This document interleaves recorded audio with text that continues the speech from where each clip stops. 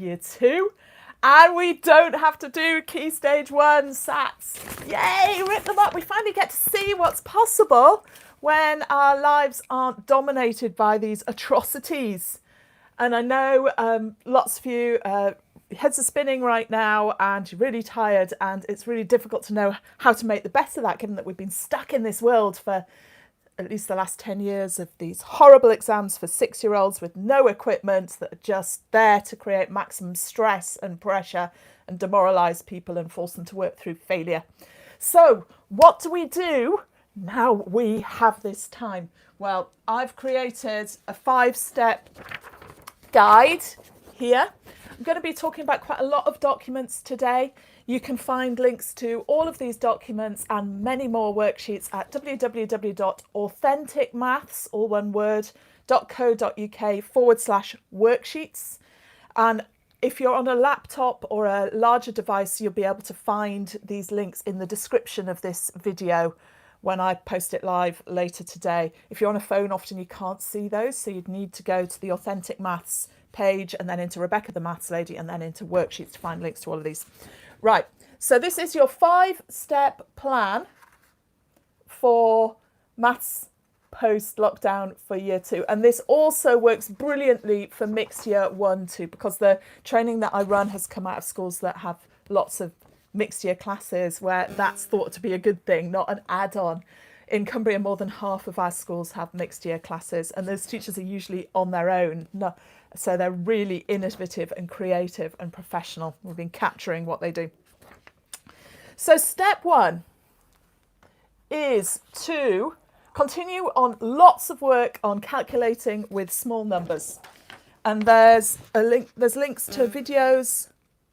There's one video on explaining work within 20 in year 2, which covers how children need to recognise numbers as 5s and 1s, and also the part-part-whole structure, how we understand subtraction in different ways. So if you're not confident on that, it's worth watching that video. And then there are some worksheets that go with this, created by the awesome Jeff during lockdown. This is the worksheet on numbers to 10. So we've got lots of questions here. There's a reminder to use your fingers because you can see the 5s and 1s so brilliantly here. So this first question is 1 add 8. Let's see the 1, and then we can count on another 8 and see our answer, visualize it holistically. And if children are struggling with their fingers, you can give them the top bar on a rake and rake, or you can give them a 10 frame. Or you can give them a wire coat hanger with some pegs on in groups of 5. The key here is the groups of 5, so children are seeing the structures as they calculate. And this goes on to some missing number problems. So what subtract 1 is 9? What subtract 1 is 9? If we look on the rake and rec, 1 has gone and we've got 9 left in the other part. So what was the total? So applying that structural thinking, but giving children plenty of apparatus.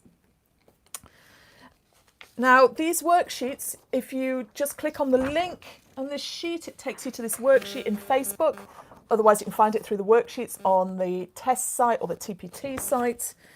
You get 2 pages like this initially, 2 pages of these questions. But at the bottom here, there's a click through. And if you click through, you go to a worksheet created by Jeff, who designed this. And if you open Adobe Acrobat Reader, which is a free download on a computer, and open his document, you can generate as many of these as you like, with or without answers. So you can if you want 100 of these different, you can just get them. And then the next worksheet that operates in the same way. All of this is free, by the way. The next one that operates in the same way. Here we've got fingers and toes, or 2 bars of the rec and rec, or the whole of the coat hanger with the pegs, or 2 10 frames for calculating within 20. So when children are ready to move on to calculating within 20, they can. And again, you've got the click through. So if you want 100 of these, you can get them. So that's a lot of the bread and butter of what we need to do to get children functioning at this stage in year 2. They've got to build their fluency with those small numbers now. It's such an important stage to go through. So that's step 1. Step 2 is ensuring children can recognise numbers up to 100 on the bead string. Got to be able to identify those numbers. And if you want to link that into some work with free objects where you're grouping them in tens and seeing the structure of numbers in tens and ones to help them, that's great. You might find your children can just do this and you just need to intervene with some. This is going somewhere, so it's here for a reason. And if some children are struggling, if they're reversing digits, the order of digits rather than the direction they're in, we're not too worried about that yet. They'll continue to do that for a while. Then do use arrow cards as well, because they're so powerful in helping children deeply understand number 38. It's the only way you can put it together, and then you can see it's a 30 and an 8 and talk about it being 3 tens, build that if necessary, until every child in your class can show you any number up to 100 on these beads. So that's step 2. And then step 3 is fundamental to all the training that I've done in all the schools. And we have schools in very challenging areas where all the children are flying with their maths. And that is to bring those 2 skill sets together, partitioning numbers within 10 and recognising this structure to get children subordinating partitioning. Now, that's a term that's not emphasised enough in most schemes. Subordinating partitioning, and you need to know exactly what I mean by that. It's this kind of calculation here. It's where we are adding or subtracting a single digit number to or from a 2-digit number and passing a 10. So some children will want to hold up 8 fingers and count on 1 at a time, and it's about getting them past that and getting them doing it in 2 steps. So 25 add 8, we want them to show the 25 on the bead string, like this. We want to talk about them adding the 8, and they can do it in ones if they like, but we want them to see that the 8 partitions into a 5 and a 3, and the 5 takes us to 30, and the 3 takes us to 33. Now, the reason this is so important is because in Key Stage 1, you've done so much work on partitioning small numbers. And children reach Key Stage 2 and there's no time to do that anymore. And Year 3 classes split. Lots of teachers will talk about this. Some children just fly with whatever you give them, and some it's like wading through mud. It's like they're going backwards no matter how hard you try. And the reason is this. Some children have learnt to subordinate partitioning. That means their partitioning of small numbers has become a subordinate step, one they don't have to think about, one that just happens when they're doing a bigger calculation. And those children are practicing their partitions of small numbers all the time. So they become totally automatic and fluent. Whereas the children who are counting on or back 1 at a time are not practicing their partitioning of small numbers at all anymore, and they forget them. And that's why it feels like they're wading through mud and going backwards. This is the crucial step, and we make it accessible to all children by giving them counting beads, giving them these worksheets that so clearly lay out that they're doing this in 2 steps, and giving them so much of this until they become fluent and they can do it and they're confident. And they've always got the confidence that they can correct these if they make mistakes because they've got the beads and they can see what's going on here. And again, you've got the click-throughs on these worksheets, so you can generate as many as you like. Click through here. And then we go on to the subtraction. Now, the subtraction is much, much harder. If you look at 53 subtract 6, 53, well, you can imagine knocking off the 3 to get to 50. But then there's so much going on in this next step where they've got to know that the 6 that they're subtracting means we're subtracting another 3. And they've got to be able to subtract 3 from 50 and get to 47. And that will blow the minds of most children unless they've gone through these steps of working with their counting beads. They're really confident with their counting beads, and so they can make the 53, that's 30, 53, and they understand subtracting 6. They can see that there. And if they do make a mistake, they can actually see the 47 and count it and check their thinking and pull it all together. So they've got loads of support, and it's fun, it's accessible, they can do this.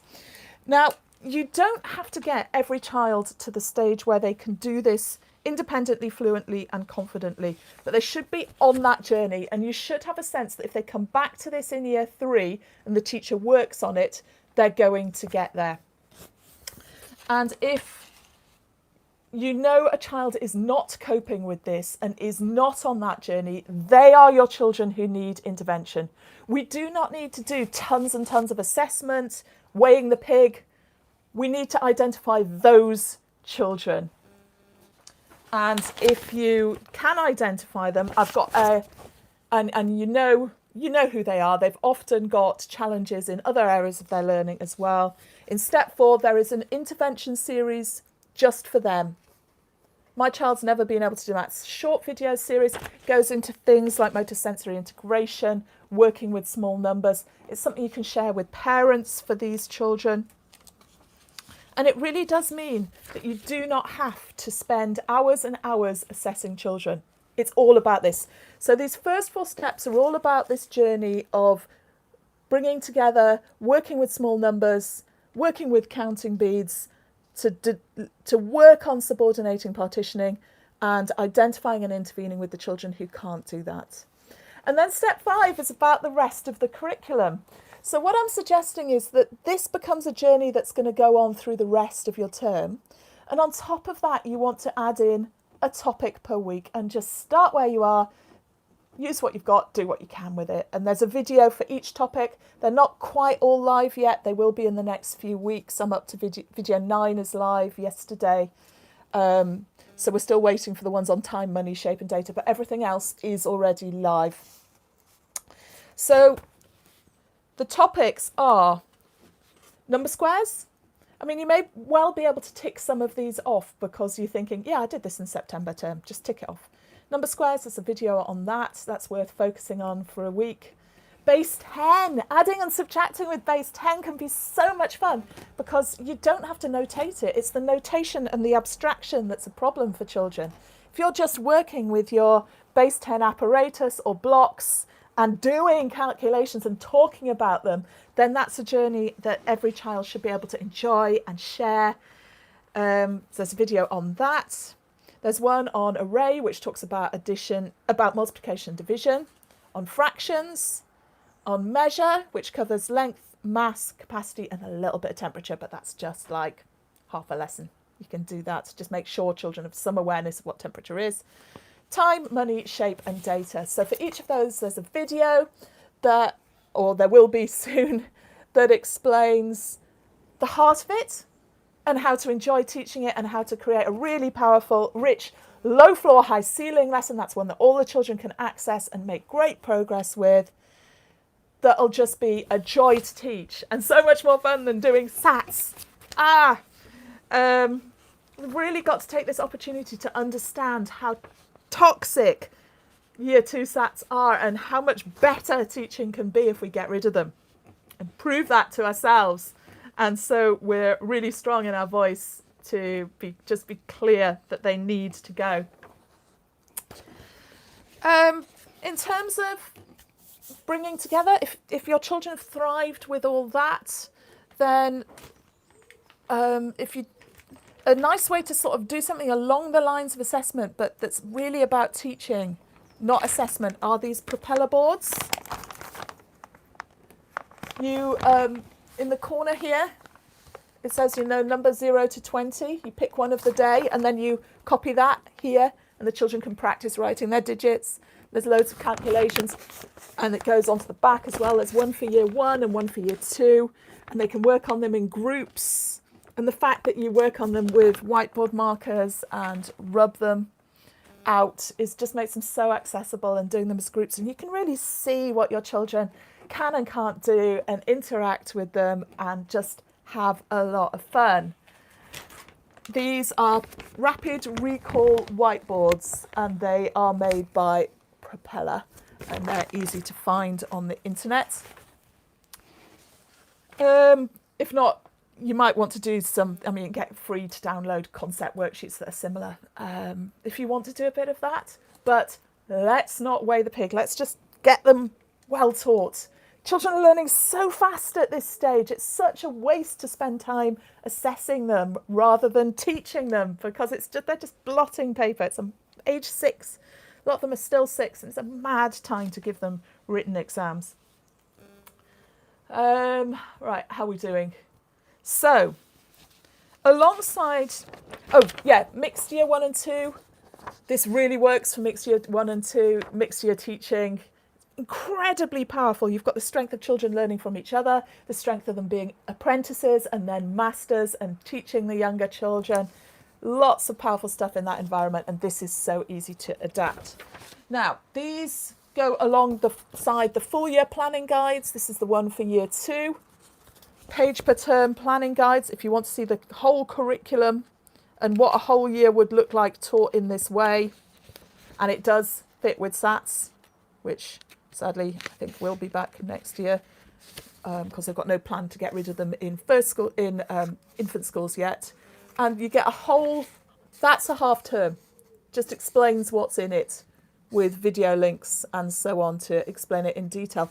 But these codes here, M3 and so on, it's fully cross-linked to the national curriculum extract that goes with it. So here's the year 1 national curriculum. So I'll just get it onto the number so you can see that link.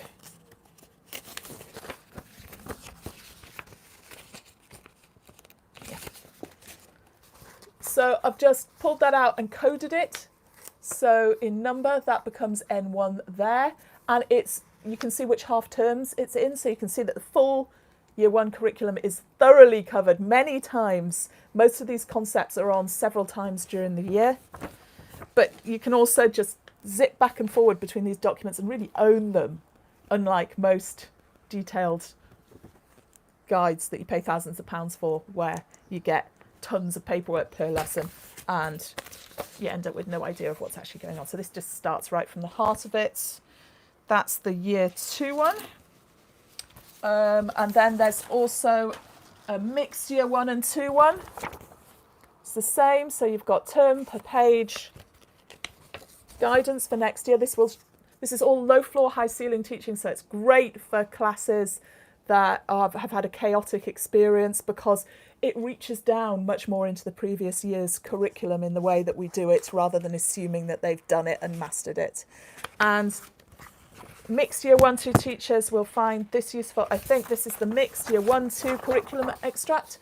I've just recombined it by topic. And so you can see year 1 is in pink, year 2 is in blue, and it's all coded together so you can see how it's all covered in this.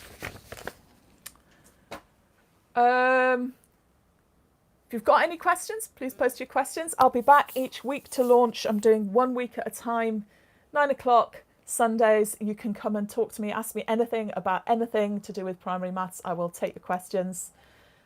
So next week's year 3, the following week will be year 4 and mixed year 3-4, then year 5, and then hopefully by about the end of the Easter holidays we'll have covered them all and you'll have plenty of inspiration. But year 2 has got to be the most inspiring because you're so free.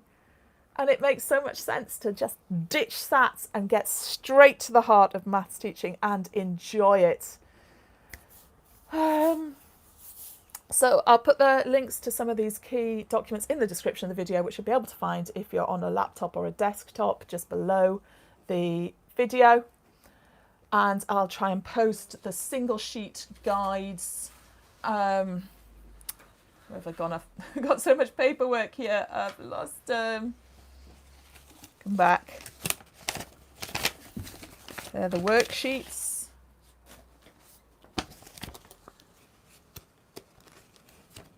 I know they're in here somewhere. The single sheet guide is the 5 steps, 5 top tips. Oh, hell's bells, never mind. I'll post that in some of the groups, and I'm also going to post the single page guide to year 1. I did a video last week for year 1. It was a bit confusing. It needed a single page guide to really reference and explain it. So I'll put that live today as well, and I'll make sure those single page guides exist. The 5 steps or however many steps guides exist for all the other year groups that I do going forward. If you have any thoughts or questions on this live stream, you're welcome to post comments. I should see them.